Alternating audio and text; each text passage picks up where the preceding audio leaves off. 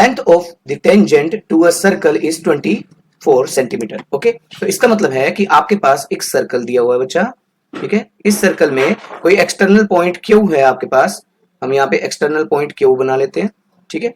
और यहां से लेंथ ऑफ टेंजेंट जो है वो कितनी है, 24 सेंटीमीटर है।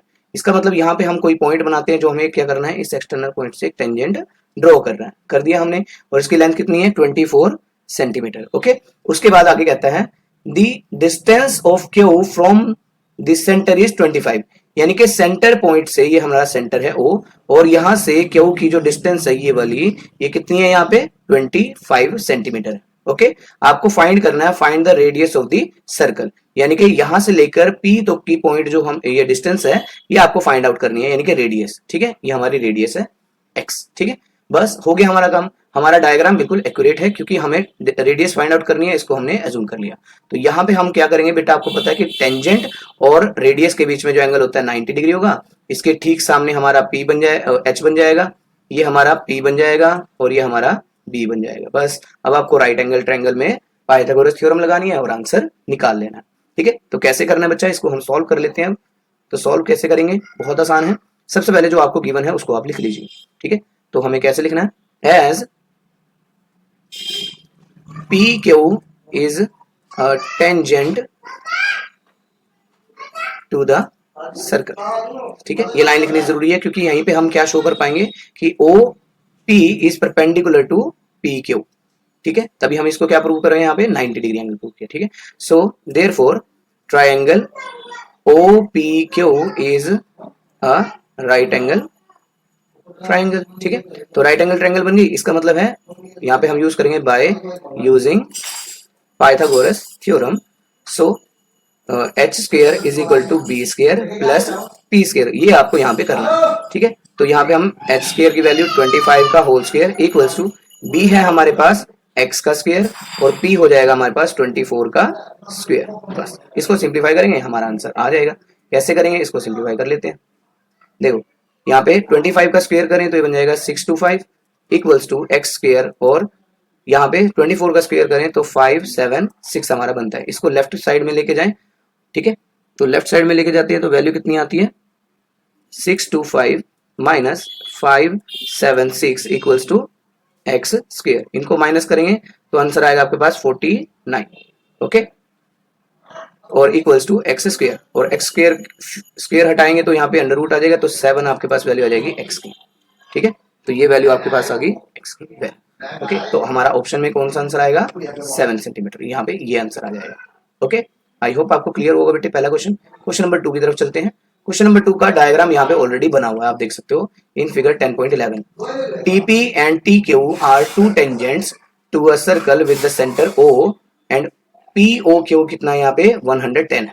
तो ये आपको यहाँ पे 110 दे रखा है, आपको सिंपल पूछा गया है पी टी क्यू एंगल बताओ कितना है। अब ये पी टी क्यू का है, पी टी और ये क्यू, यानी कि ये वाला एंगल आपसे पूछा गया। तो इसको आपको निकालना है, तो इसको निकालने का सिंपल तरीके से हम इसको कर लेते हैं। जैसे मैंने अभी आपको कॉन्सेप्ट बताया था कि आपके पास ये वाला एंगल होगा 90 डिग्री का, ये वाला भी होगा 90 डिग्री का, तो चारों एंगल का सम 360 होगा। तो मैंने डायरेक्ट भी बताया था कि आपका ये एंगल 110 है, तो ये वाला एंगल कितना होगा, हम इसको एक्स से जूम कर लेते हैं, ठीक है। तो आप डायरेक्टली 180 में से इसको माइनस करेंगे तब भी आपका आंसर आ जाएगा, या आप इन चारों एंगल का सम करेंगे तब भी आपका आंसर 70 आ जाएगा। कैसे करेंगे, तो यहाँ पे आप लिखेंगे इन क्वाड्रिलेटरल, जो क्वाड्रिलेटरल आपके पास बन रही है पी ओ क्यू टी, ठीक है। इसमें आप देखें सभी एंगल का सम आप यहाँ पे करेंगे 90 plus 110 plus 90 plus angle P T Q equals to 360, ठीक है। यहाँ पे आप लिख सकते हो angle sum property, angle sum property भी आप लिख सकते हो, और इन सभी का अगर आप सम करें तो ये आपके पास बन जाएगा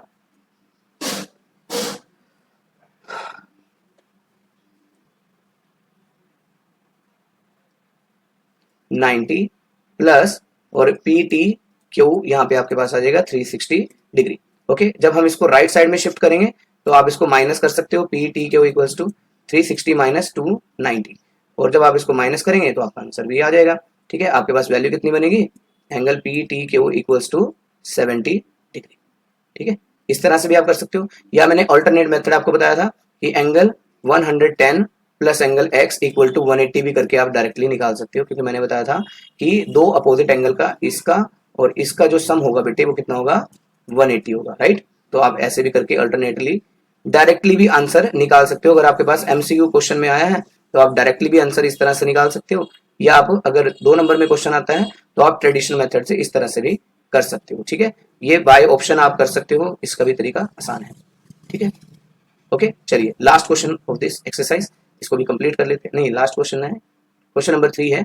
इसको कैसे सॉल्व करना है उसको आप देखिए, सिंपल है। यहाँ पे tangent PA and PB from point P to the circle with center O inclined each other at an angle of 80 degree, ठीक है। इसका डायग्राम बनाते हैं पहले, ठीक है। डायग्राम कैसे बनेगा, यहाँ पे हम कर देते हैं इसको। यहाँ पे कहता है कि आपके पास कोई एक सर्कल है और उस सर्कल से एक एक्सटर्नल पॉइंट P है जिससे 2 टेंजेंट ड्रॉ किए गए हैं, PA और PB।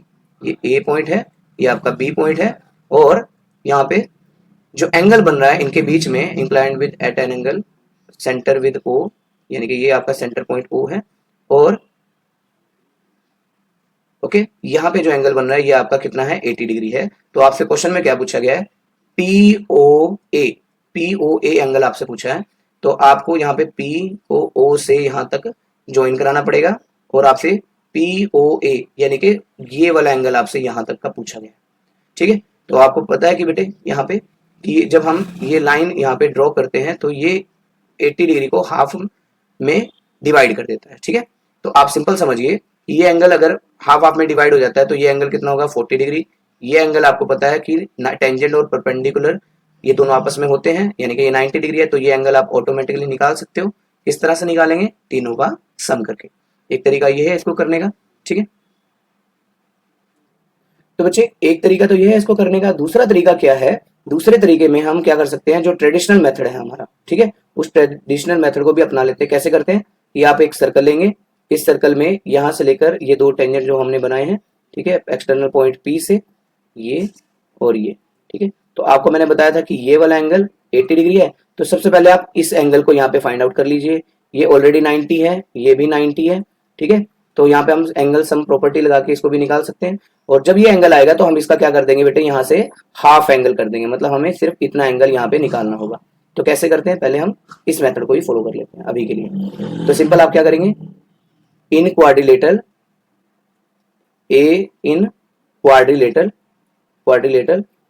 AOBP, इस क्वाड्रिलेटरल में हम सभी एंगल का सम करते हैं 80 degree plus 90 degree plus 90 degree plus angle AOB, और इक्वल्स टू कितना आ जाएगा आपके पास 360 डिग्री। यहाँ पे लिख देंगे एंगल सम प्रॉपर्टी, ठीक है, एंगल सम प्रॉपर्टी। ओके,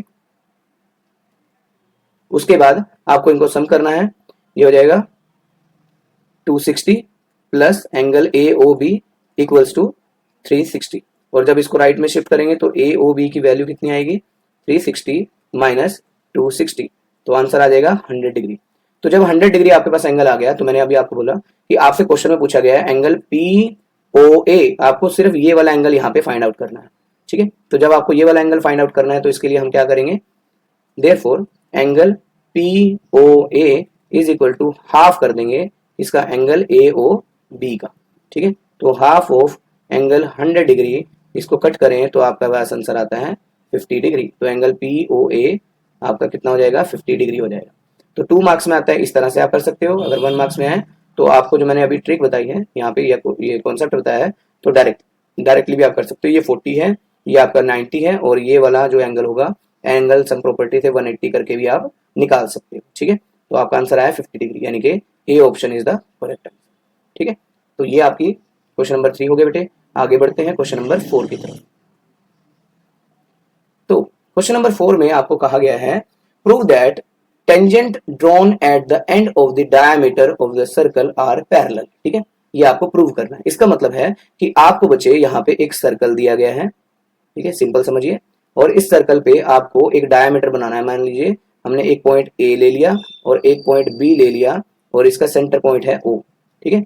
और इस सेंटर पॉइंट से हमने एक डायमीटर यहाँ पे ड्रॉ कर लिया, और इस डायमीटर को पास करता हुआ आपके पास क्या बन जाता है, 2 टेंजेंट बन जाते हैं। एक टेंजेंट हमने ये बनाया, ठीक है, और एक टेंजेंट हमने यहाँ पे बना दिया इस तरह से, ये टेंजेंट बना, ठीक है, समझ आया।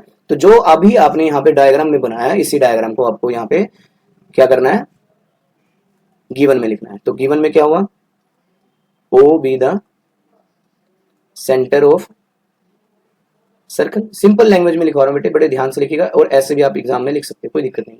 और ए बी क्या है, A B is the diameter of circle, ये लिख दिया। उसके बाद आपको क्या करना है बच्चा, दो टेंजेंट ड्रॉ करने हैं, यहाँ पे कंस्ट्रक्शन करनी है थोड़ी सी। तो कंस्ट्रक्शन में क्या लिखेंगे, draw two tangents P Q और R S. P Q and R S passes through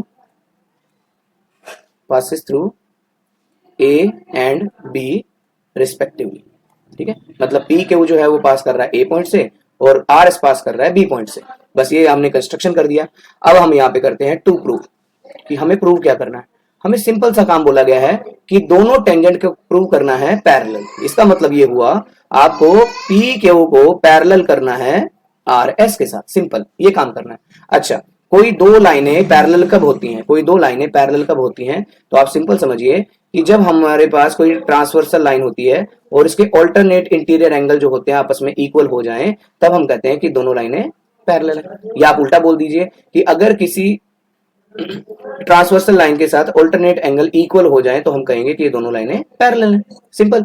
तो हम क्या प्रूव करने वाले हैं, हम इन ऑल्टरनेट एंगल्स को क्या करेंगे, इक्वल प्रूव करा देंगे। बस इतना सा काम हम कर देंगे तो हमारा आंसर आ जाएगा। ठीक है, और कैसे करना है, दो तीन लाइनें लिखनी है, बस आपका आंसर आ जाएगा। कैसे करेंगे, चलिए उसको देखिए। तो यहां पे आपको करना है प्रूफ। ठीक है, अब आते हैं प्रूफ पे। तो प्रूफ कैसे करेंगे, तो प्रूफ कैसे करेंगे, सिंपल तरीका है। आपको सबसे पहले ओ, यहां से देखिए, ओ से लेके ए तक की जो आपकी रेडियस है, ये यहाँ पे टेंजेंट पी क्यू के साथ कितने डिग्री का एंगल बना रही है, 90 डिग्री एंगल बना रही है, राइट। तो आप यहाँ पे क्या लिखेंगे, as O A perpendicular to P Q. तो यहाँ पे आप लिख सकते हो, और क्या लिख सकते हो, A B is perpendicular to P Q, right.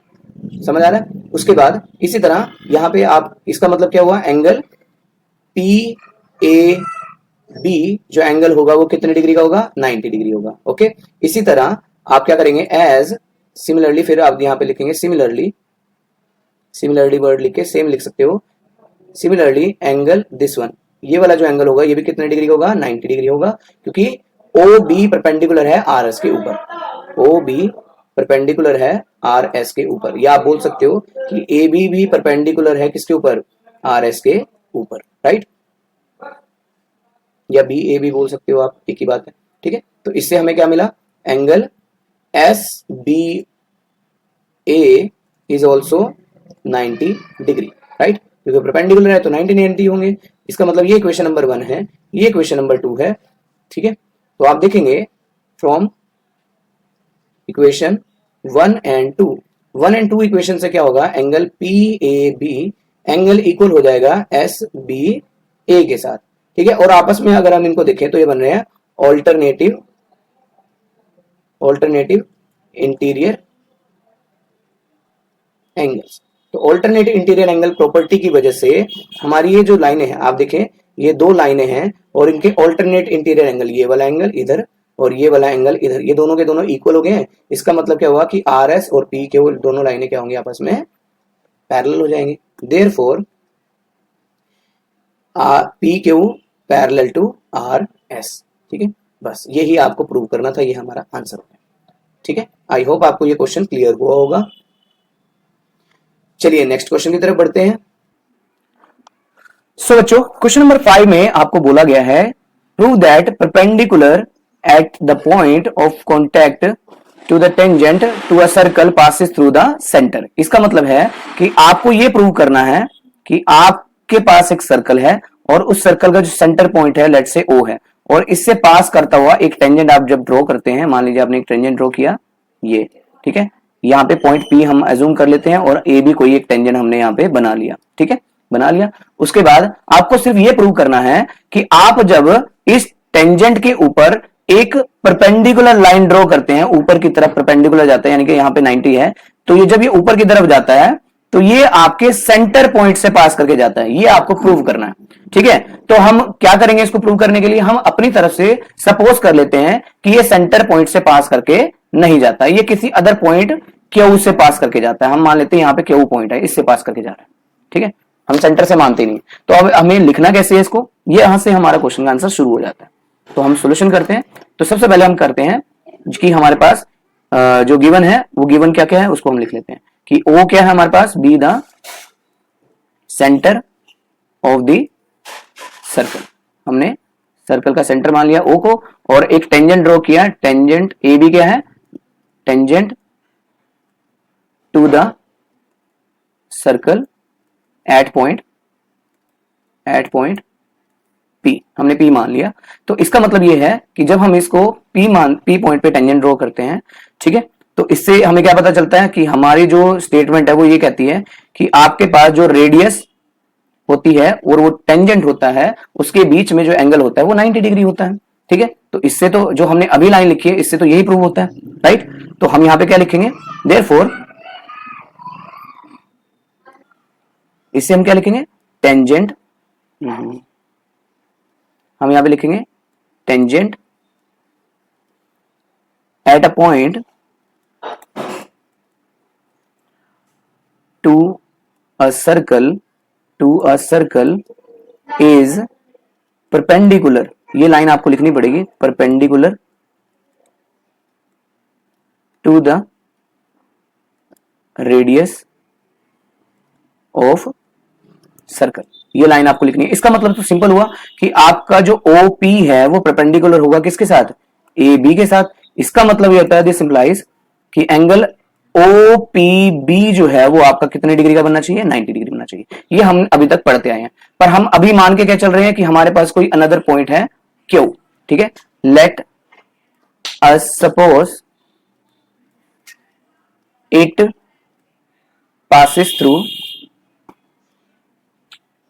passes through another point Q। ठीक है, देन ज्वाइन कराएंगे हम किसको, PQ को। तो जब हम PQ को ज्वाइन कराते हैं, ये हमने लेट से यहाँ पे इस पॉइंट को ज्वाइन करा दिया।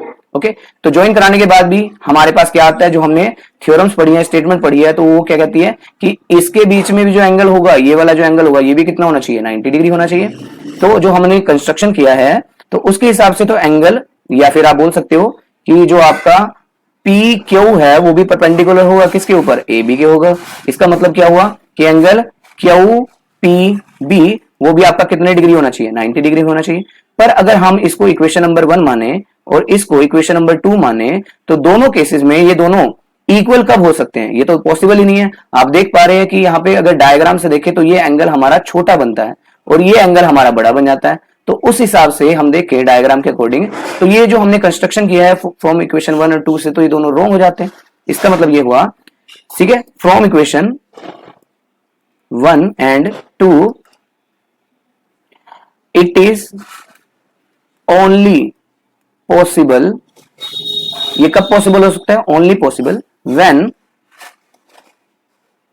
Point Q coincide with point O, ये तभी पॉसिबल हो सकता है। ठीक है, तो इसका मतलब ये हुआ कि ये दोनों एंगल जो है हमारे इक्वल हो सकते हैं, लेकिन ये दोनों एंगल इक्वल कब होंगे, OPB is equal to angle QPB only possible when Q and O points coincide with each other.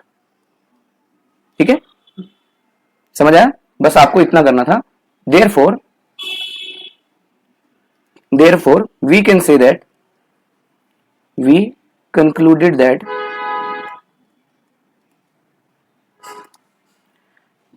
बस आप यहाँ पे स्टेटमेंट वाली लाइन को अभी आप लिख सकते हो, उसके बाद आपका आंसर आ जाएगा। ठीक है, और कुछ नहीं लिखना है आपको, मतलब आपका जो क्वेश्चन है ये क्वेश्चन की स्टेटमेंट ही उठा के आपको यहाँ पे लिख देनी है और कुछ नहीं करना है, इतना सा काम है।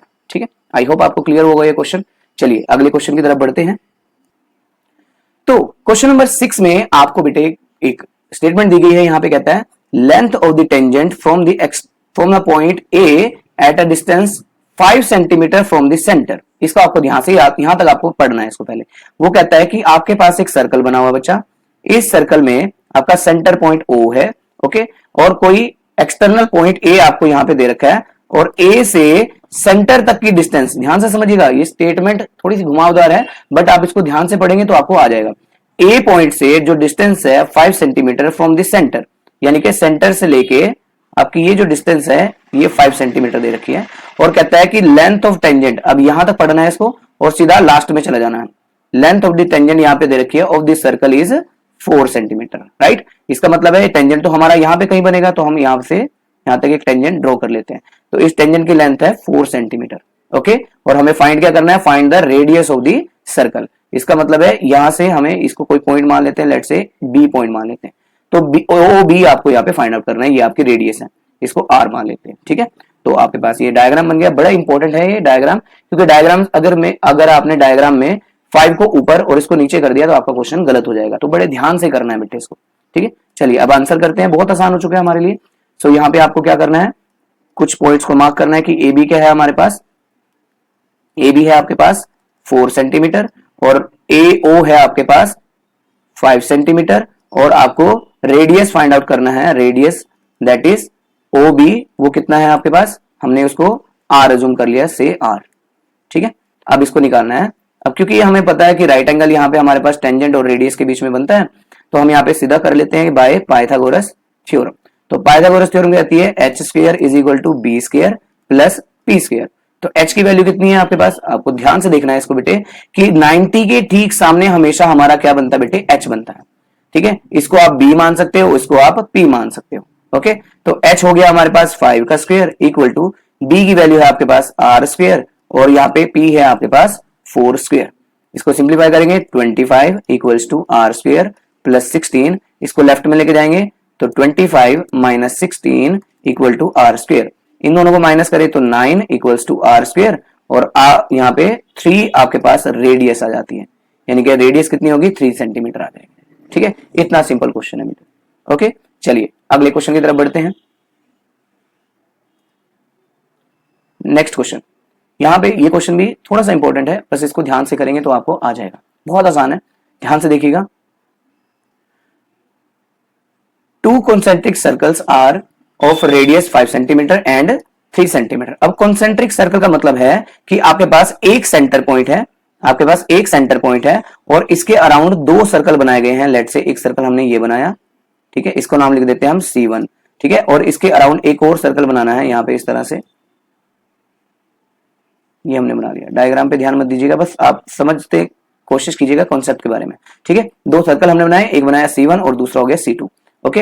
ये सेंटर पॉइंट O हम अज्यूम कर लेते हैं, और आपको पता है कि जब हमें एक टेंजेंट, उसके बाद आगे देखो क्या कहते हैं, find the length of the code of the larger circle which touches the smaller circle. मतलब बड़े वाले सर्कल में, यानी कि C2 में आपको एक कोड ड्रॉ करनी है, और वो इस तरह से करनी है कि वो छोटे वाले सर्कल को टच करती हुई जाए। तो हम ये एक इस तरह से कोड यहाँ पे ड्रॉ कर लेते हैं, ठीक है। और यहाँ पे कोड ड्रॉ करने पे हमने लेट से A और B एक कोड ड्रॉ किया, ओके, और वो सर्कल C1 को P पॉइंट पे टच कर रही है, ओके। बस अब आपको ध्यान से देखना है, देखो अगर मैं यहाँ पे रेडियस बनाना चाहूं तो छोटे वाले सर्कल की रेडियस कितनी दे रखी है, 3 सेंटीमीटर दे रखी है। मतलब यहां से लेकर यहां तक की जो आपके पास रेडियस है ये वाली, ये कितनी है, 3 सेंटीमीटर दे रखी है। और जो बिगर सर्कल है, यानी कि ये वाला जो बाहर वाला सर्कल है, यहां से हम A पॉइंट से इसकी रेडियस अगर हम ड्रॉ करें तो इसकी रेडियस कितनी है बेटे, क्वेश्चन में दे रखी है 5 सेंटीमीटर, ठीक है। बस अब आपको क्या करना है, आपको यहाँ पे फाइंड करना है, find the length of the code. तो लेंथ ऑफ द कोड क्या कहती है कि आप यहां से लेकर यहां तक का पार्ट पहले निकाल लीजिए और उसको डबल कर दीजिए, क्योंकि यहां तक की लेंथ आपको फाइंड आउट करनी है, total A B find out करना है, ठीक है। तो जो जो आपको गिवन है उसको आप यहाँ पे लिख लीजिए।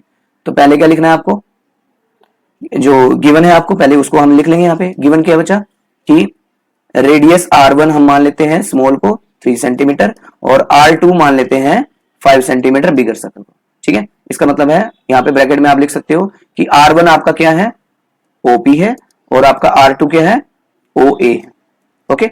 उसके बाद आपको फाइंड जो करना है उसको आप लिख दीजिए। फाइंड क्या करना है आपको, AB फाइंड आउट करना है। पर AB फाइंड आउट करने के लिए हम क्या करेंगे, 2 टाइम्स ऑफ AP कर देंगे, है ना। AP की वैल्यू निकालेंगे तो हमारा आंसर आ जाएगा। मतलब बेसिक टारगेट क्या है, AB निकालना, ठीक है। अब आंसर करेंगे, तो आंसर कैसे करना है, बहुत आसान है। आप ध्यान से देखिए, ये आपके पास एक राइट एंगल ट्रायंगल बन रही है यहाँ पे, राइट एंगल ट्रायंगल क्यों बन रही है? क्योंकि हमारे पास जो नीचे टेंजेंट होता है और जो रेडियस होती है उसके बीच का जो एंगल होता है वो कितना होता है? 90 डिग्री। ओके, ये 90 डिग्री है, इसके ठीक सामने क्या होगा? एच होगा, राइट। तो बस वैल्यू पुट करेंगे और आंसर निकाल लेंगे। Here in right angle triangle AOP में हम बाय यूज करेंगे पाइथागोरस थ्योरम। तो पाइथागोरस थ्योरम कहती है H square is equal to B square plus P square. तो एच की वैल्यू कितनी है बेटा आपके पास? 5 का स्क्वायर है। बी की वैल्यू है आपके पास, अब यहाँ पे बेस किसको माना है हमने? हम इसको मान लेते हैं, देखो ये परपेंडिकुलर है और ये आपका बेस मान लेते हैं एक्स, ठीक है। तो हम यहाँ पे लिख देते हैं एक्स स्क्वायर प्लस और पी है आपके पास 3 स्क्वायर, ठीक है। इसको सिंप्लीफाई करते हैं और फिर इसको बाद में डबल कर देंगे तो हमारा आंसर आ जाएगा। तो 25 equal to X square plus 9, इसको लेफ्ट में लेके जाएंगे, 25 minus 9 equal to X square, तो बन जाएगा 16 इक्वल टू एक्स स्क्वायर। तो एक्स की फाइनल वैल्यू आपके पास कितनी आएगी? X equal to 4। तो एक्स आपके पास 4 आ चुका है, तो एक्स को हम यहाँ पे एक्स के साथ क्या करेंगे? यानी कि प्लस कर देंगे, या आप बोल सकते हो 2 टाइम्स एक्स करेंगे तो आपके पास ए बी की वैल्यू आ जाएगी। तो A B equal to 2 times of X equal to 2 multiply 4, you will get 8 centimetre, ठीक है। तो ये आपके पास बेटे आंसर आ जाता है फाइनल, ठीक है। यही आपको निकालना था। तो कोड की लेंथ आपके पास कितनी आ गई? A B, that is 8 centimetre. Okay, तो चलते हैं नेक्स्ट क्वेश्चन की तरफ। तो बच्चों क्वेश्चन नंबर 8 में आपको एक क्वाड्रिलेटरल दी गई है ए बी सी डी, ठीक है, और उसके सर्कमस्क्राइबिंग अ सर्कल, जिसके अंदर एक सर्कल बना हुआ है, प्रूव करना है आपको A B plus C D equals to A D plus B C. ये आपको करना है प्रूव। बहुत आसान है, मैं आपको बिल्कुल सिंपल तरीके से समझाऊंगा, बस आपको 2-3 स्टेप फॉलो करने हैं, आपका आंसर आ जाएगा। कैसे करना है उसको देखिए। सबसे पहले आपको कुछ स्टेप्स को फॉलो करना है। तो पहले आप यहाँ पे जो गिवन है उसको लिख लीजिए। तो गिवन क्या है बच्चा? गिवन में आपको लिखा हुआ है A B C D is a quadrilateral, बस आपको ये लाइन लिखनी है। उसके बाद आपको डायग्राम के अकॉर्डिंग आप देखें, यहाँ पे एक सिंपल सा कॉन्सेप्ट लगाना है। वो कॉन्सेप्ट क्या है कि अगर आप एक सर्कल पे किसी एक्सटर्नल पॉइंट से टेंजेंट ड्रॉ करते हैं, वो दोनों टेंजेंट क्या होते हैं बच्चा? इक्वल होते हैं। बस ये कॉन्सेप्ट इसमें लगेगा। ओके, तो कैसे करना है उसको आप देखिए। उसके बाद बच्चे आपको एक लाइन लिखनी है, वो क्या है? as tangent drawn from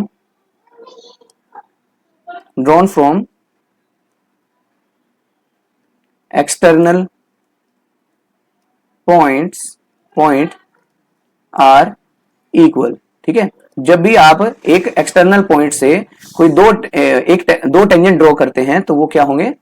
as tangent drawn from external point are equal, ठीक है। ये लाइन आपको लिखनी है, ये लाइन सबसे इंपॉर्टेंट है, बस आपका आंसर आना शुरू हो जाएगा। कैसे? मान लीजिए मैं यहाँ पे ए पॉइंट को एक्सटर्नल पॉइंट मानता हूं इसको, तो ये वाला टेंजेंट और ये वाला टेंजेंट दोनों क्या हो जाएंगे? इक्वल हो जाएंगे। सो यहाँ पे आप लिखेंगे फ्रॉम पॉइंट ए, तो पॉइंट ए से आपका एपी टेंजेंट जो है वो इक्वल हो जाता है किसके साथ? ए एस के साथ। इसी तरह फ्रॉम पॉइंट बी, आप बी पॉइंट पे देखिए, तो बी पॉइंट से दो टेंजेंट ड्रॉ किए गए हैं, ये वाला और ये वाला, पी बी और पी क्यू। यहां पे आप लिख दीजिए P B equals to P Q. ये क्वेश्चन नंबर 1 हो गई, ये क्वेश्चन नंबर 2 हो गई। इसी तरह यहां पे आगे लिख सकते हो फ्रॉम पॉइंट डी, आप डी पॉइंट को देखिए, डी पॉइंट से भी एक्सटर्नल पॉइंट दोनों इक्वल होंगे। इसका मतलब है कि D R is equal to D S. Okay, और लास्ट फ्रॉम पॉइंट सी, अब सी पॉइंट रह गया हमारा ये लास्ट वाला। इससे भी आप देखें तो आप यहाँ पे क्या लिख सकते हो? C R equals to C Q, C R equals to C Q. बस ये आपकी क्वेश्चन नंबर 3 हो गई और ये क्वेश्चन नंबर 4 हो गई। बस अब आपको क्या करना है? इन सबको सम कर देना है। सम करेंगे तो क्या होगा? एड इक्वेशन 1, 2, 3 एंड 4, तीनों इक्वेशंस को, चारों इक्वेशंस को जोड़ दीजिए। तो आपको लेफ्ट साइड को लेफ्ट में जोड़ना है बेटा, राइट साइड को राइट में जोड़ना है। जैसे AP plus PB plus D R plus C R, तो यहां पे आप लिखेंगे AP plus PB plus D R plus C R, ठीक है, इक्वल्स टू राइट साइड को राइट में ऐड कर देंगे, A S plus P Q equals to D S, sorry plus आएगा यहाँ पे, और यहाँ पे सी क्यू। बस अब आप देखेंगे ध्यान से कि जो आपको वैल्यू चाहिए उसको आप यहाँ पे डायग्राम के साथ मैच करवा सकते हो। अगर आप ध्यान से देखेंगे तो एपी और यहां से लेकर यहां तक एपी और आपका जो पीबी है, ये टोटल मिलके क्या बना रहा है आपस में? ए बी बना रहा है। तो आप देखिए ए पी और आपका पी बी, ये दोनों आपस में मिलकर क्या बना रहे हैं बेटा, ए बी बना रहे हैं, राइट। इसी तरह अगले वाले पार्ट को देखो, डी आर और सी आर, ये वाला डी, ये यहां से डी आर और सी आर, ये दोनों आपस में टोटल मिलकर क्या बना रहे हैं, डी सी बना रहे हैं, ठीक है। तो यहां पे आप क्या लिख सकते हो, D C is equal to, ठीक है। आगे देखिए, उसके बाद ए एस और पी क्यू, ए एस और पी क्यू को अगर आप सम करें, ए एस सॉरी यहां पे ए एस को और डी एस को, यहां से लेकर यहां तक, इन दोनों को अगर आप यहां से लेकर यहां तक सम करेंगे तो आपके पास क्या आंसर आएगा, ए डी आ जाएगा। यानी कि ए एस और डी एस को अगर आप सम करें इन दोनों को, तो आपके पास आंसर कितना आता है, ए डी आ जाता है। और ये जो दोनों बचे हुए हैं पी क्यू और सी क्यू, पी क्यू और सी क्यू दोनों आपस में यहां से लेकर यहां तक टोटल लेंथ बनाते हैं बीसी, तो ये आपका बन गया बीसी। ओके, तो यही आपको प्रूव करना था। देखो आपका आंसर आ चुका है।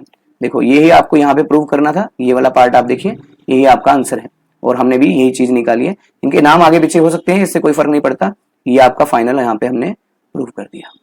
ठीक है, इतना आसान है ये क्वेश्चन। ठीक है, बड़े ध्यान से करेंगे, आराम से करेंगे तो रिलैक्स होके आ जाएगा।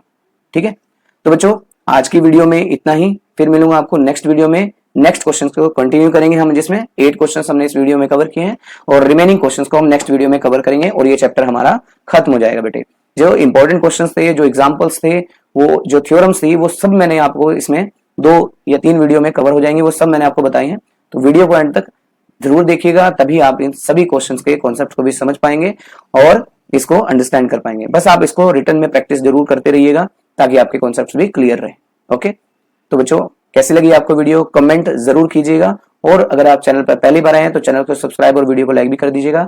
मैं मिलूंगा आपको नेक्स्ट वीडियो में। Till then have a nice day. Thanks for watching.